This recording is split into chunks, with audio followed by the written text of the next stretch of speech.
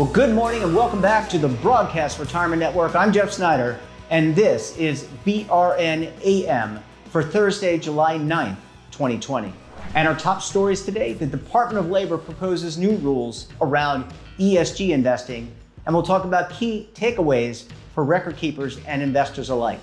Joining me now to discuss this and a lot more, we've got David Levine, Kevin Walsh, both are principals with Groom Law Group. It's an employee benefits firm based in Washington, D.C. Gentlemen, thanks so much for joining us on the program. And David, I want to come to you first because we're going to talk about ESG. And I think for the audience's purposes, it might help to understand what exactly ESG is. Absolutely, Jeff. And thanks for having us. It's great to be here. I think to keep it simple, ESG, what does it stand for? It stands for environmental, social, and governance. Put really simply, factors that are more than necessarily pure economics is how people often think of these. They can have an economic impact, which we'll talk about, but it's what does it mean for the environment, this type of investment? What is the social good, especially given everything that's been in the news lately? And does the organizations you're investing in have good and solid governance? This trend has been towards ESG has been rising all over the world. It's very big in Europe. It's very big in the public retirement plan space and has been working its way more and more into the private sector world. So that's the basics of it, Jeff. Yeah. And Kevin, you know, this is not a new trend, but this, I think late last week, we got some direction from the Department of Labor. So I guess, why are we talking about ESG other than the practical aspects of it? Well, I think David highlighted, that ESG, it's a trend in investing where you take into account more than just the economic gains or expected returns of an investment, and you take into account other factors like clean air, clean water, or whatever your social values may be. But the Department of Labor, as a regulator who, is focused on participants and beneficiaries as retirement savers, so making sure that they have enough income in retirement to have a dignified kind of end of life. They've been interested in ESG for a while, and they issued a whole bunch of sub-regulatory guidance over the past 20 years. This administration hasn't really been a big fan of sub-regulatory guidance. So what they've done is they've issued a proposed rule that says, you're allowed to take those environmental, social, and governance factors into account if all things are equal, if the ESG option is economically indistinguishable from other options. And it's a proposal. If it's finalized, that will be the rule. But there's a whole lot in it that kind of signals very strongly that the Department of Labor is skeptical about whether one can actually have everything be equal. And David, I mean, it's not uncommon. I think, as Kevin said, this is kind of rolling back some of the guidance, at least from my perspective. I don't want to get yours and Kevin's, of course. Rolling back some of the guidance we may have received under the previous administration, which was a little bit more favorable with the inclusion of ESG. What does this all mean? I mean, I know we're going to talk about the impact and what plan sponsors and record keepers and others are thinking about this, but what does this all really mean? What are we to take away from all this?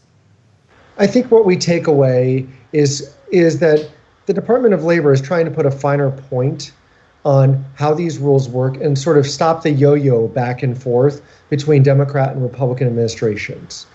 There's been long-standing, I think, baseline agreement on the exclusive benefit of participant and beneficiaries between different administrations. In addition, there's been long-standing agreement that you need to focus on economics. But how things work around the edges, especially as it relates to ESG, is the key here. And what this really does is it really makes a clear, definitive statement and creates a framework for what needs to be taken into account and really draws a clear line between economic or pecuniary and non-pecuniary factors. And that, to me, is kind of the key thing that this does. It actually creates more of a framework more than sort of an ethereal standard that's been out there before. Whether or not people agree or disagree with the framework is a whole nother discussion. But as we get into the actual pieces, Kevin and I can walk through and say, well, what does this mean and how is it a change? And I know we'll get into that, Jeff. Yes. And David, I don't think the sky's falling with it. I mean, because, it deters ESG investing. David really highlighted a lot of those factors, and he used the term non-pecuniary, which is a phrase that I don't think I've ever used in day-to-day life, but it's used in this reg. And it makes the point that, ESG factors can be pecuniary factors. So if there's an economic case for not investing in, something that might be a social ill, then, you're not in this framework if there's an economic case. It's basically reminding fiduciaries that if you're making an investment and there's not an economic case for the investment, then you really need to take a closer look. And you're absolutely right, Kevin. I wholeheartedly agree with you. You and I like to disagree as well, but I agree with you on that. I think that ESG, let me give a substantive example, and I will tease you because you did say sub-regulatory guidance. I don't know anybody who uses that phrase in their day-to-day lexicon either. But putting that aside, let me give an example. If you're in an area that is flooding every other week, buying property that may be underwater in 6 months may not be the best idea. That can be an economic discussion. That's an example that comes to mind. But back to you, Jeff. Yeah, and you guys bring up a great point, and I'm going to be really interested in our second segment. You mentioned, we're under a lot of scrutiny, not we, but plan sponsors are often under a lot of scrutiny when it comes to fees. This seems to provide a level of clarity, and I'm really interested to see how plan sponsors could react. We don't know yet how they will react.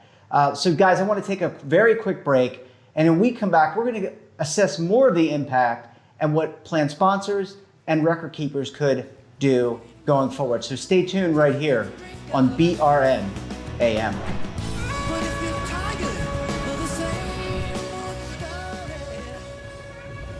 Imagine a new television network that will make you richer, healthier, and in control of your financial future.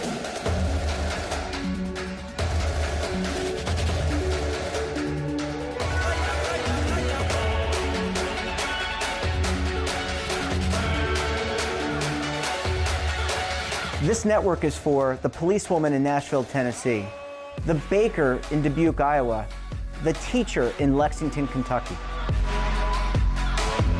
We want to make the idea of savings and retirement culturally relevant.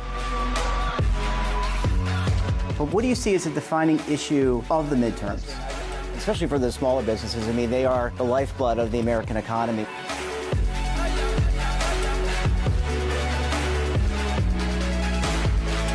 Featuring exclusive interviews, current affairs, and docuseries.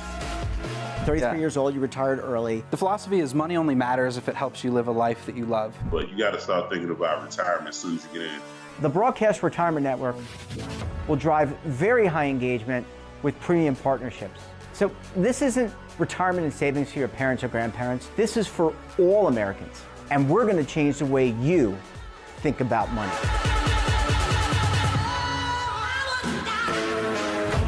Welcome to the next frontier of retirement and savings. This is BRN, the Broadcast Retirement Network.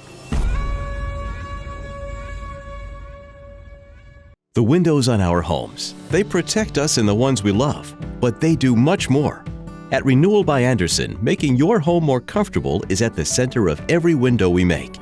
It's why we custom build our windows in America and install them in as little as 1 day. It's why we build our frames with exclusive Fibrex composite material that's 2 times stronger than vinyl. It's why our glass helps keep your home warmer in winter, cooler in summer, and quieter all year long. It's why we stand behind every window with a 20-year limited warranty. Why not help lower your energy costs while giving your home and family the best? Call 1-800-835-6525 to schedule a free in-home consultation. Buy one, get one at 40% off with this special offer. Plus, get special financing with no money down, no monthly payments, and no interest for 1 full year. Renewal by Andersen, the better way to a better window. Call 1-800-835-6525 now. Welcome back to the show. We're talking to David Levine, Kevin Walsh. Both are principals with Groom Law Group. And by the way, I call these gentlemen the legal eagles because they are, in fact, retirement rock stars. Kevin, I want to come back to you because, we ended the segment kind of painting some broad brushstrokes, but I think we want to get into what does this all mean? How do you break this down, whether you're a defined benefit, defined contribution plan sponsor, or just a regular investor? You're trying to understand what happened. Did the ground really get pulled out from underneath us? So I'll come to you first. So I'll just break it down into there's kind of four constituencies that could have different roles here. And the guidance really addresses the first three, and the fourth is the participant. So there's an impact for defined benefit plan fiduciaries when they pick investment options. There's a framework for defined contribution plan fiduciaries when they pick a default investment for their plan. There's a framework for defined contribution plan fiduciaries when they pick just regular options that participants can elect into. And then there's the impact of, I'm a participant, what am I going to see in my lineup? So in a defined benefit plan, what this serves as is kind of a reminder that, when you're taking the corpus of your trust and you're investing it, that unless you can show that everything is equal, taking the ESG factor into account is probably going to lead to greater scrutiny. And kind of as an extra word of caution, DOL says, if you're going to take the ESG factors into account and they're non-pecuniary, then you better keep extra documentation. And to me, if I'm a defined benefit plan fiduciary, my thought is I'm going to get extra scrutiny. These extra records are going to lead to increased risk for me. David, do you agree? Do you want to talk a bit about the defined contribution plans? Sure. And for a couple quick comments. First of all, there was a Supreme Court case on the defined benefit side that came out earlier this year. We won't get into the weeds. I think one thing is that case makes the argument that it's a little harder to sue defined benefit plan fiduciaries. So I think the risk there might be more on Department of Labor enforcement rather than actual litigation in that space. But otherwise, I wholeheartedly agree. Maybe I'll talk a little bit about defined contribution very quickly.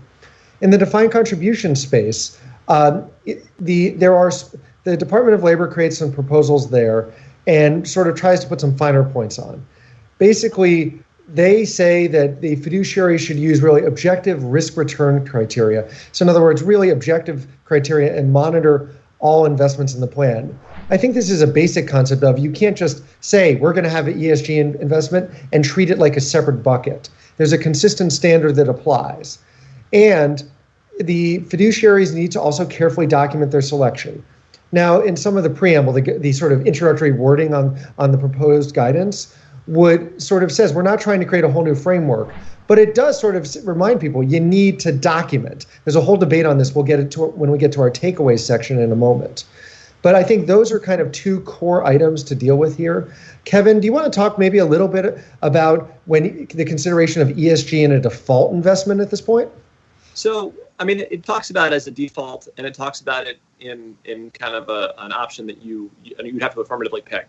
And the guidance is actually quite chilling in the default context. So, I mean, my takeaway with that is that I'd be surprised if we see a big uptake in defined contribution plans that are including ESG in their defaults.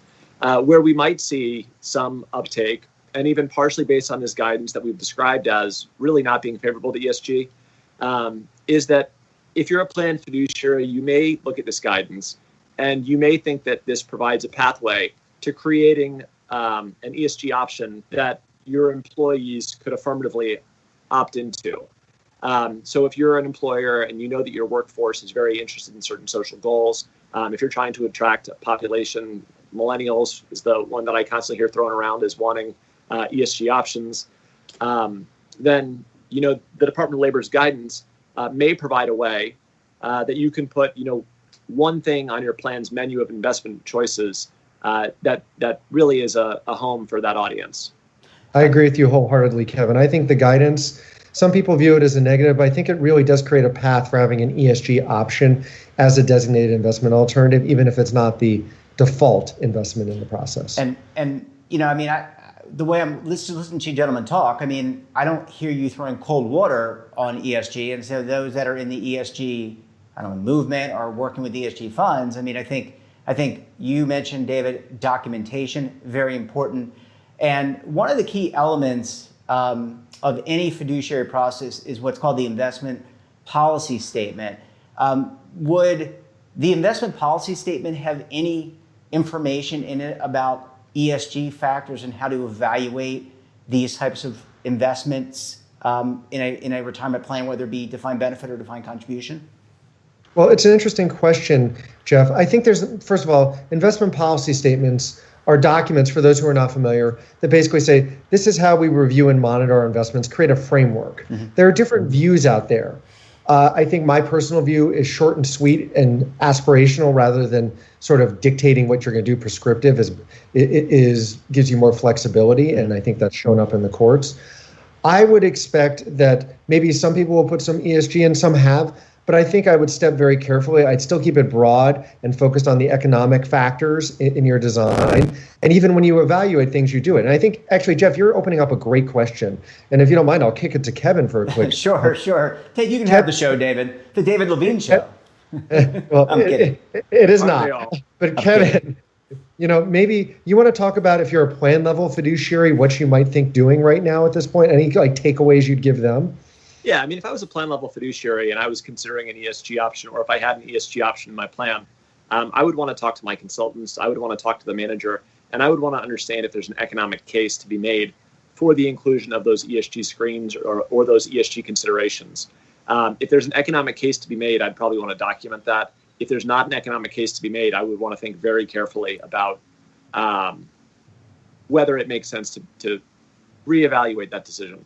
And Kevin, you make an interesting point. One thing we didn't touch is this guidance is not for governmental entities or church entities and their plans. So it's important to keep in mind, this is ERISA, and it's the private sector plans and tax exempts. So it's important to recognize that ESG may still have different roles in different places as one thing to keep in mind. But there is also another thing to keep in mind. We have been seeing already that the Department of Labor is out there asking people, especially on the investment side of the house, not necessarily the plan fiduciaries, but the people who manage money, saying, how are you using ESG? And they're asking a lot of questions that kind of align with the proposal. We think one key takeaway is, whether you're a record keeper or you're a fund manager or fund company, really thinking, okay, I've seen what's out there, and I know we've shared with clients, and there's copies floating out there, these questions. How do we be prepared under this proposed framework, but also under the enforcement framework that's being used right now to really address these questions? Kevin, any comments on that? I think you made a great point, and it's always fun to appear on Jeff's show. Agreed. Thanks for having us, Jeff. Yeah. No, I think it's really interesting. I guess my last question for you all, and maybe I'll come to you, Kevin. I mean, we've talked a lot about the plan sponsor. We talked a lot about the record keeper and the fund asset manager. What are some takeaways if I'm just a regular participant, and you mentioned millennials? This is an important thing I think it's an important thing for many, but not just millennials. But let's just say it's an important thing. What is the takeaway? I mean, will I see ESG in my retirement plan, in my 401k plan, in my 403b plan? Is it just a maybe? And what's the best route that I can go as a individual participant to either notify or get buy-in from the people who oversee my retirement plan? So that's a great question. And, if you're an individual and you're looking at ESG options, you want to have an ESG option to invest in. I think in the short term, it's probably going to be less likely that you see it in their plan, in plan. At the same time, there's been a whole world of increase in ESG asset management outside of ERISA. And there's many opportunities outside of the plan space to invest in ESG. Yeah. And David, I mean, it just sounds like, in addition to communication for fiduciaries, make sure that they're properly communicating amongst themselves when it comes to evaluating these investment products, it sounds like it's even going to be very critical, or will be very critical, for communications to be developed for participants, like it is for just traditional investments, right? I mean, you have to make sure that people have the basic information, understand what they're investing in, get the prospectus, they get the notifications, which are now, by the way, electronic, or can be electronic. So I would think that this just puts more onus on communication, education. It does. I think you want to be consistent in your communication. And I think one little last tidbit, for instance, if you have a self-directed brokerage window, what do you tell people about ESG out there? That's a whole other discussion for another time, but you're absolutely right. Communication matters, Jeff. Yeah, absolutely. Well, gentlemen, thank you so much for joining us on the program this morning. Appreciate you coming on. Appreciate your insight. We look forward to having you back on very soon. Thank you, Jeff. And that wraps up this episode of BRN AM. Have a topic of interest or someone you think we should talk to? Drop us a line. And don't forget, for all the news in retirement, markets, technology, personal finance, and so much more, check out today's edition of The Morning Pulse. So until tomorrow, I'm Jeff Snyder. Stay safe, keep on saving, and don't forget, roll with the changes.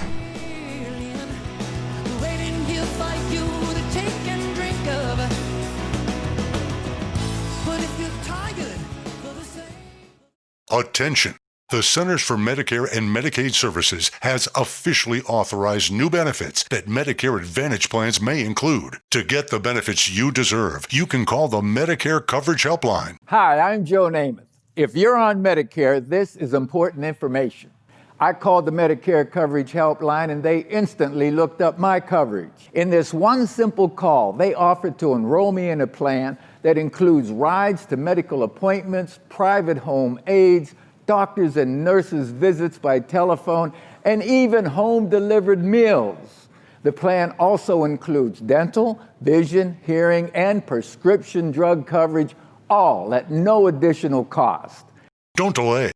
Call to see if the new benefits are available in your area. Call the number on your screen now. It's free.